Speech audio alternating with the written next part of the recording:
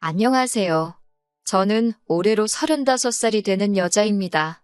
결혼한 지는 올해로 4년 차가 되네요. 남편은 저보다 2살 연상이고요.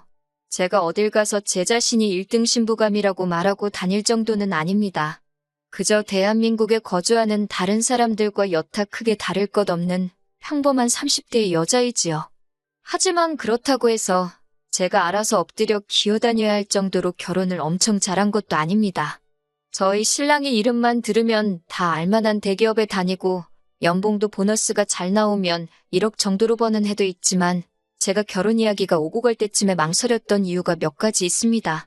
남편이 결혼을 준비할 당시에는 따로 모아놓은 저금이 없었고 남편은 회사에서 가깝게 살았기 때문에 결혼을 하게 된다면 남편 회사에서 정반대 방향에 있는 저희 회사 위치 특성상 제가 직장을 그만두어야 했기 때문이에요. 당시 남편은 33살 나이에 회사 연차수도 어느 정도 있었는데도 불구하고 따로 모아놓은 돈이랄 게 없었어요. 저는 그래도 그때까지 직장 생활하면서 모아놓은 돈이 6천 정도 되었거든요.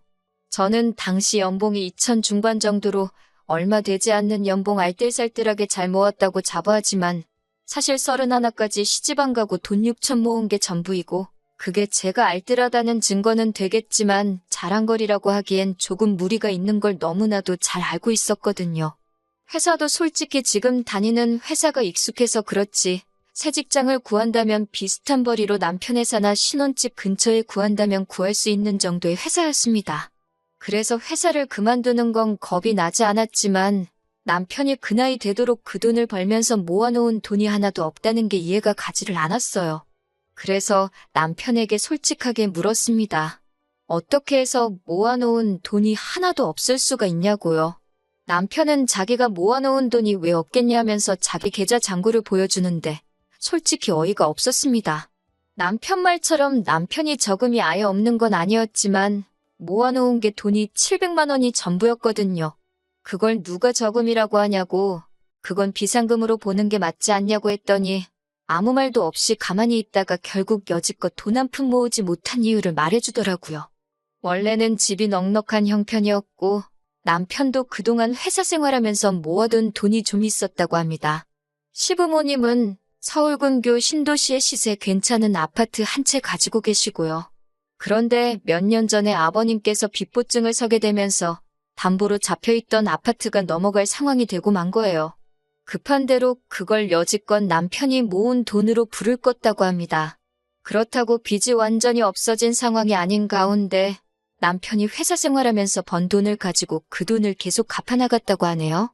그 와중에 엎친 데 덮친 격으로 아버님이 뇌졸중으로 쓰러지시는 바람에 남편이 집안의 기둥 역할을 하게 된 상황이었고요. 남편 동생은 현재 해외에서 공부를 하고 있는데 그 유학비까지 남편이 내주고 있다고 하는 겁니다. 그 말을 듣고는 솔직히 결혼해야겠다는 생각이 싹 달아났어요. 모르긴 몰라도 집안의 기둥은 뽑아오는 게 아니라고 들었거든요. 그런데도 제가 남편과 결혼을 하게 된 이유는 작년부터 아버님이 많이 회복되셨다고 했고 빚도 거의 다 갚게 된 상황에서 남편의 여동생 역시 유학이 마무리되고 해외에서 인턴 생활을 시작하게 되면서 더 이상 남편이 여동생의 학비나 생활비를 남편 돈으로 보내줄 이유가 없어졌다는 게 가장 컸습니다. 더 이상 기둥 역할을 하지 않아도 된 남편이고 그래서 남편도 그 생활을 청산하게 될 때쯤 해서 저한테 청혼을 한 거였고요. 시부모님을 처음 만난 자리에서도 남편에게 도움을 많이 받았다고 하시며 부모된 입장으로 면목이 없다고 하셨고 이젠 아버님께서 건강도 되찾으셨고 어머님이 일을 하기 시작했으니 더 이상 도움받을 일이 없을 거라 하셨습니다. 남편 여동생은 해외에 있어서 전화통화로밖에 이야기를 나누지 못했지만 정말 제 여동생 삼고 싶을 정도로 부침성 좋고 그동안 남편 덕분에 힘든 순간 다 이겨냈다면서 앞으로는 오빠한테 빚진 거 갚아나간다는 생각으로 살 거라고 해줬어요. 말씀드렸다시피 당장 모아놓은 돈은 없지만 남편 연봉 정도면 시작할 때야 돈이 없다 뿐이지 빠르면 10년이면 투자가치 좋은 곳에 아파트 하나 해놓고 노후 걱정 일찍 끝내고 잘 살 수 있겠다는 생각이 들었어요. 저도 당장 일자리를 새로 구하긴 해야겠지만 얼마 안 되는 제 월급이라도 보탠다면 행복하게 살 수 있지 않을까 하는 생각에 결혼을 결심하게 되었습니다.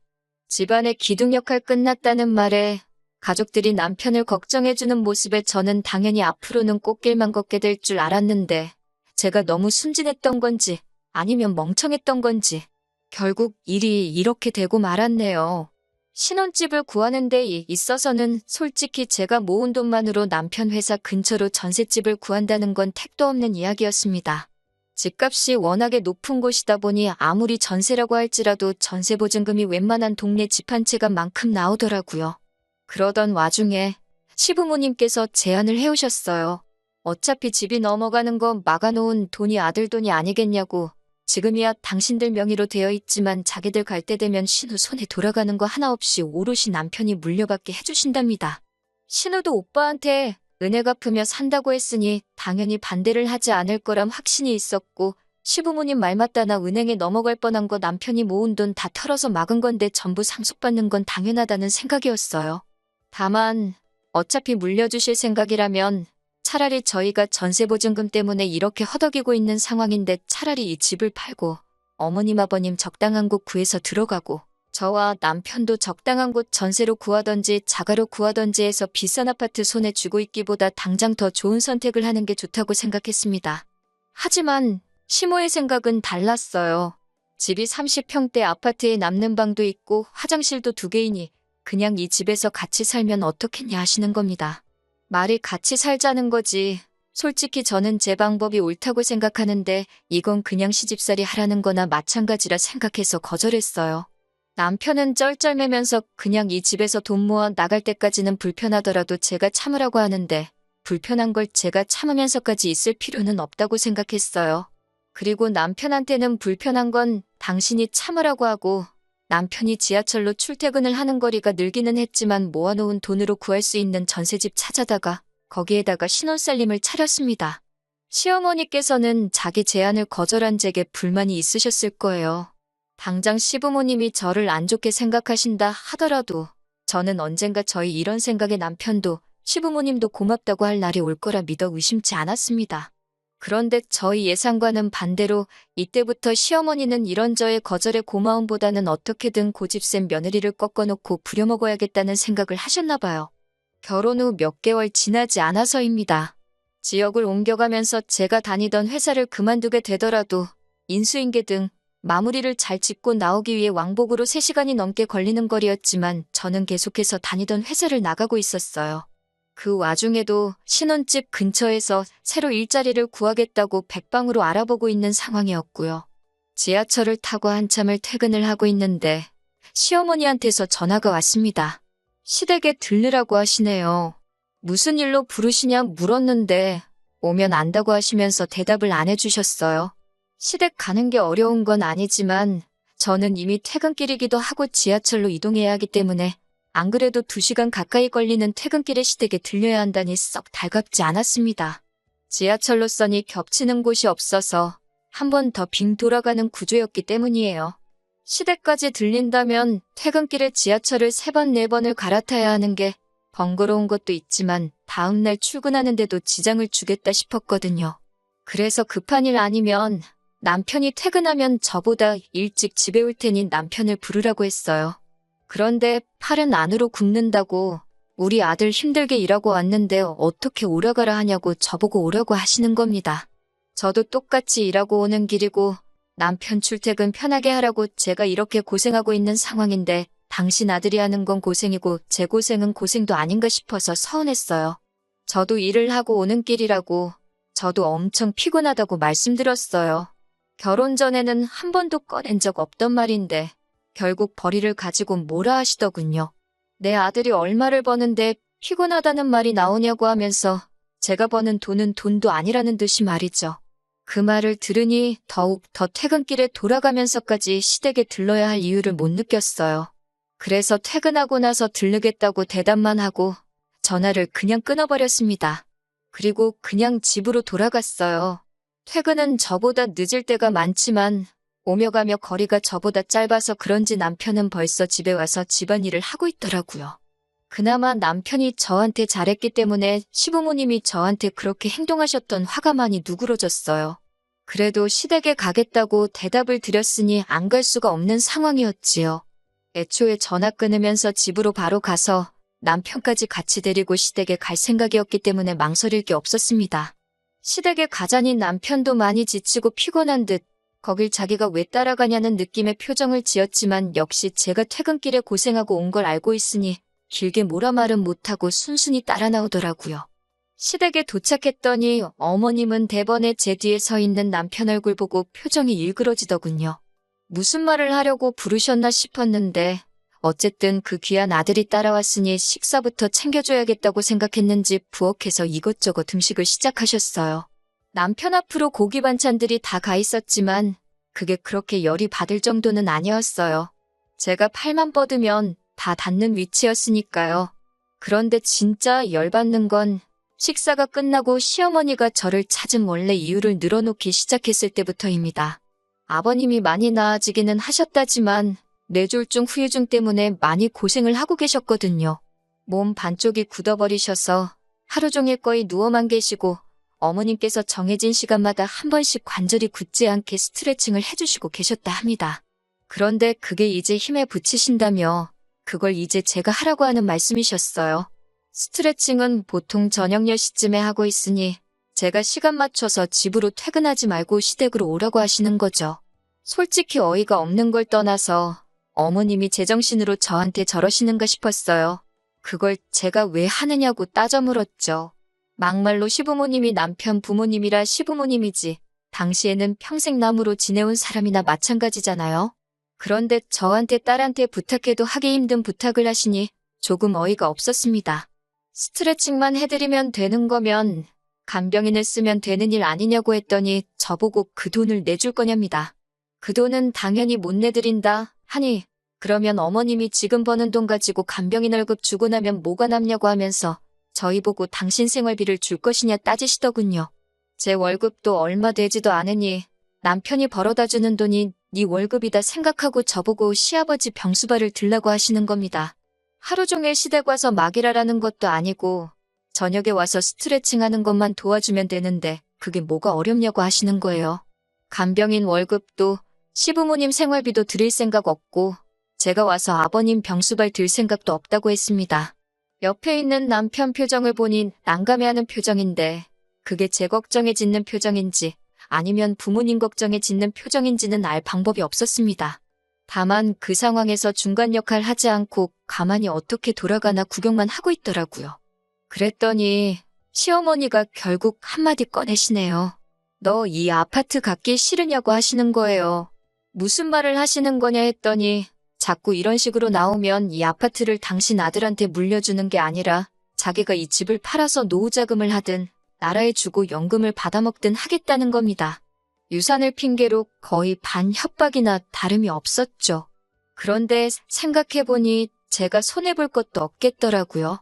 100세 시대라고 하는데 어머님 아버님 앞으로 30년은 너끈하실 테고 제 연봉에 어디 가서 자랑할 만한 금액이 아닌 건 알지만 30년 모으면 이 아파트 한 채 정도는 못 살 돈도 아니었으니까요. 그리고 애초에 남편이 아니었으면 은행에 넘어갔어야 할 집인데 그걸 가지고 주네 안 주네 하시면서 저를 부려먹을 생각을 하시니 앞으로 이걸 가지고 몇 년을 더 울고 먹으실 바에 필요 없다고 못을 박는 게 나을 것 같아서 집을 팔아서 간병인을 구하시든 알아서 지지고 볶으시라고 강하게 한마디 하고 나왔습니다.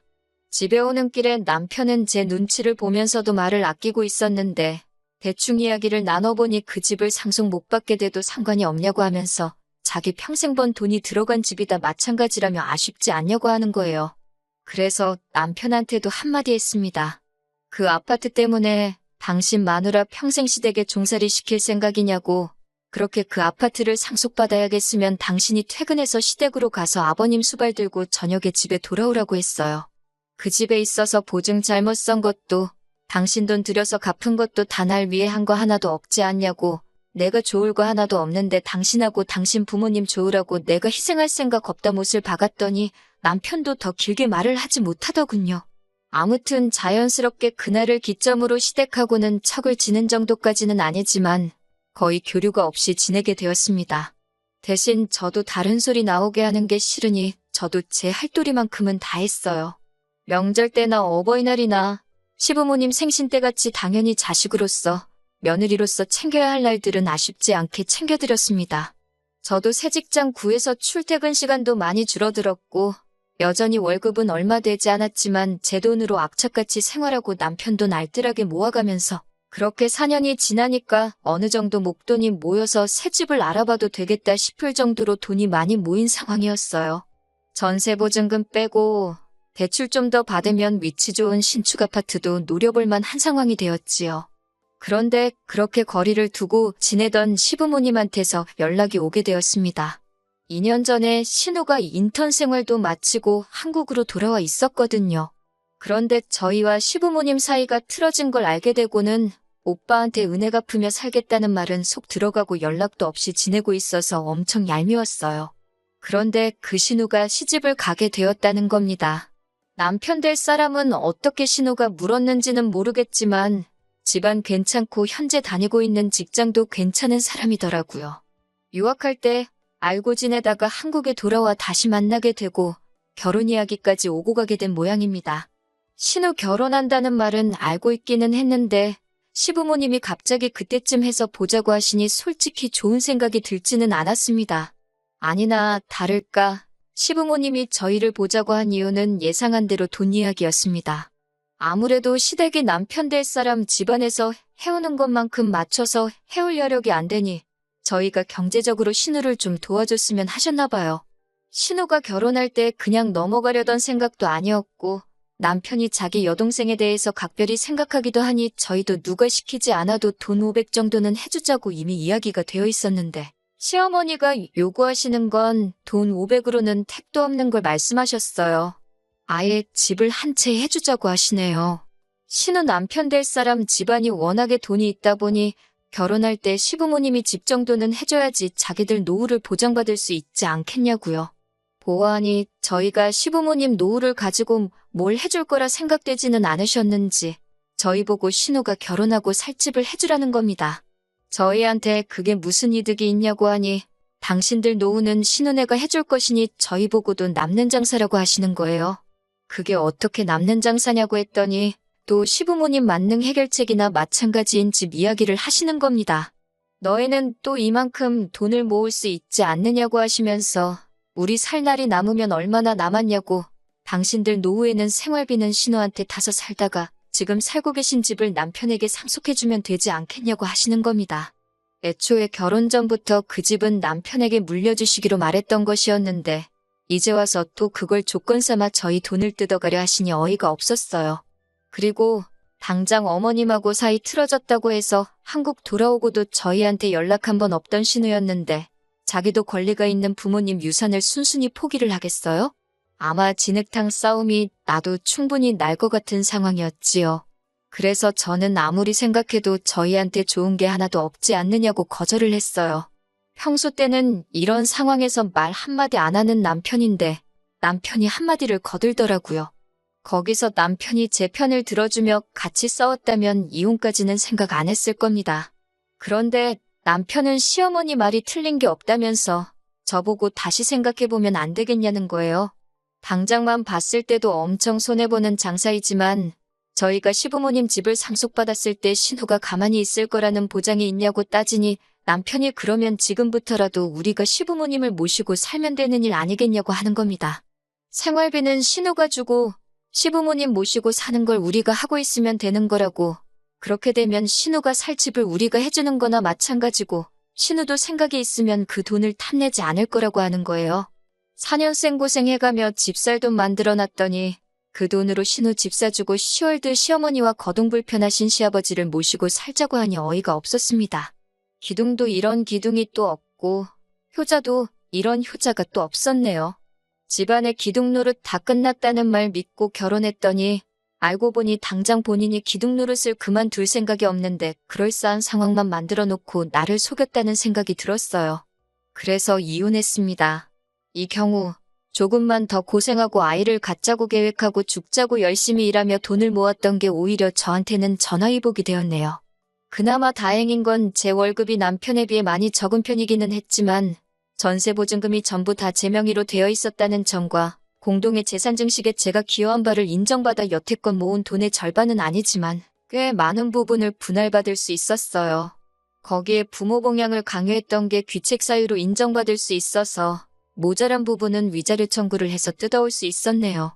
모아놓은 돈 빼앗기고 당장 신우 시집 보내주려던 돈도 못 해주게 되니 아쉬웠는지 그제 와서 이유는 없던 일로 하면 안 되겠냐고 하고 시부모님도 그냥 이제 당신들 집 팔아서 작은 집 구해 살 테니까 용서해달라 제 다리를 붙잡았지만 이미 찍어 먹어봐서 똥인 걸 아는데 그걸 구태여 한 번 더 먹어보는 사람이 어디 있겠어요?